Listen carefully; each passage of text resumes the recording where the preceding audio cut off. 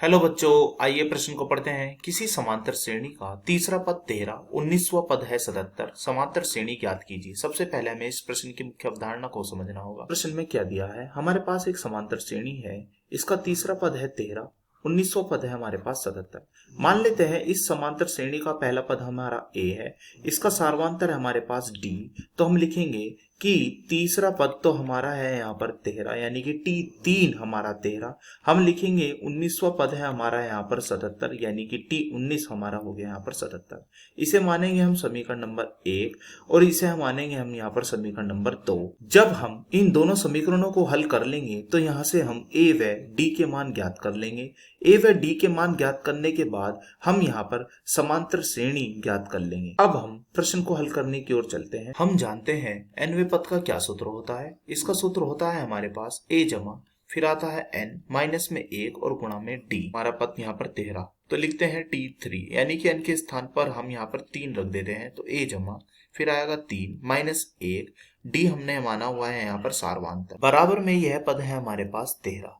अब हमें यहाँ पर बराबर में यह पद है हमारे पास 13, तो लिखते हैं हम इसे t19, यानी कि n के स्थान पर हम 19 लिख देते हैं। तो a जमा 19 माइनस में 1 और आएगा d बराबर कितना है? यह है 77। इसे मान लेते हैं हम समीकरण नंबर 1 और इसे मान लेते हैं हम समीकरण नंबर 2। अब इस समीकरणों को हम घटा देते हैं, तो लिखते हैं समीकरण 1 व समीकरण 2 को घटाने पर अब हम क्या करेंगे, इनका चिन्ह बदल देंगे। यहाँ चिन्ह हो जाएगा माइनस, यहाँ भी माइनस और यहाँ भी माइनस। यह प्लस a माइनस a से कट जाएगा। d को ले लेते हैं उभयनिष्ठ। अंदर क्या आएगा? 3 में से 1 जाएगा तो बचेगा कितना? 2।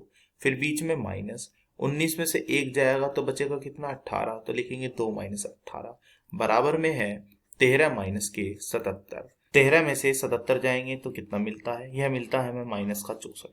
अब हम क्या करते हैं, डी ऐसे उतार दिया। 2 में से 18 जाएंगे तो माइनस का 16 मिलेगा, बराबर में कितना है? माइनस का 64।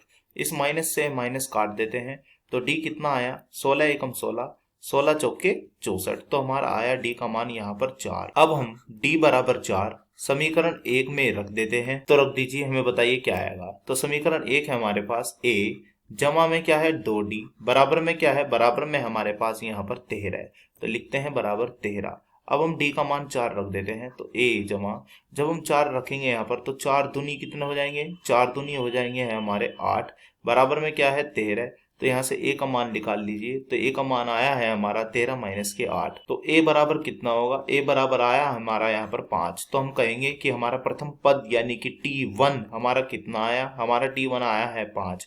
अब हम निकालते हैं t2। t2 क्या होगा? t2 होगा हमारा यहाँ पर a प्लस डी, यानी कि हर बार हम सार्वांतर को जोड़ते चले जाएंगे। a कितना आया? पहला पद 5, सार्वांतर कितना है? सार्वांतर है 4। हर बार सार्वांतर हर पद में जोड़ेंगे तो 5 और 4 कितना होगा? 9। अब हम निकालते हैं इसका t3 तीसरा पद। तो अब इसमें हम सार्वांतर फिर से जोड़ देंगे, तो 9 में कितना जोड़ना है? 5। तो 9 और 5 कितने होते हैं? यह होते हैं हमारे 14। इसी तरह हमारा t4 चौथा पद, तो 14 में फिर हम कितना जोड़ देंगे? 5।